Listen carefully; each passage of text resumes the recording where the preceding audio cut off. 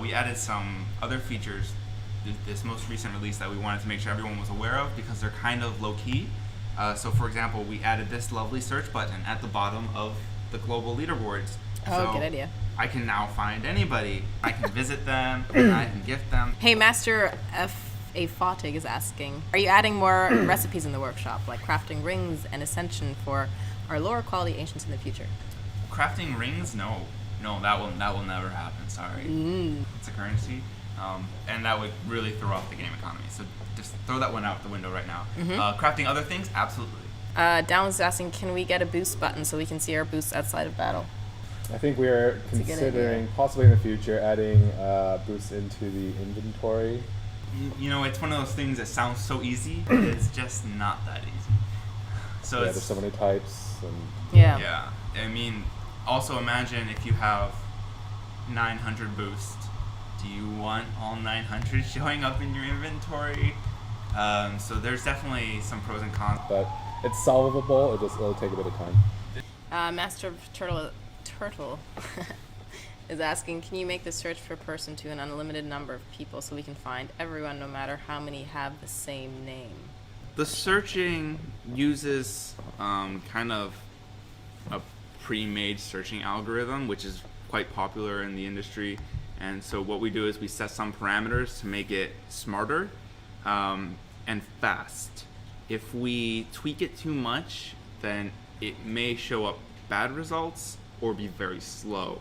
So the ideal is that if I type in someone's name exactly, it should find it instantly. If I type in 50% of their name, it should be pretty quick. If I type in one letter, then you probably shouldn't see anything because that's going to bring up, 500,000 people. So there's limitations to it, and we can tweak that. But since we just introduced it, it's pretty new. We were probably pretty cautious with it. It's similar to the kingdom feature. We get feedback on searching for kingdoms sometimes that searching for the exact name doesn't bring it up. There's actually some additional logic to searching for kingdoms that tries to make the kingdoms you're finding most relevant to you. And sometimes that means that if you're a stronghold level 4 and you're searching for dragon slayers, our system Probably thinks not gonna come you're not really you're not gonna get yet. into dragon slayers or Don't even hoplite or smashers or any of those guys. So it tries to show you the kingdoms that are most relevant to you. Right. Downlinks is also asking, what about the leftover eggs? So crafting the recipe will stick around for a while after the event. So you'll be able to, once the event's over, the big difference between legendary, epic, rare, and superior becomes less, and they just become good boosters. So we would encourage you to, after the event ends, gifting and the crafting recipe will stick around for a while, then the crafting recipe will be around for even longer. So just be sure you use up as many of your egg materials as you can. At some point, the crafting recipe will go away. Just because we don't want someone who joins in 6 months to say, hey, how do I get eggs if we aren't running the egg event? So I would encourage you guys to be sure to use the increments that you can and make as many boosters as possible.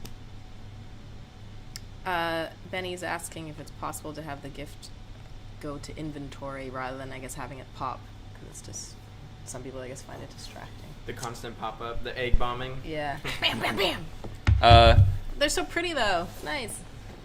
Yeah, it's definitely something we're looking at. Whether it goes to inventory, we'll have to think about that more. There's probably pros and cons to it. But like we said, this is kind of our first mass use of the gifting tool, and that's one of the reasons we wanted to use it on this, which is just a fun event. So we got to really stress test it and find out what works and doesn't work.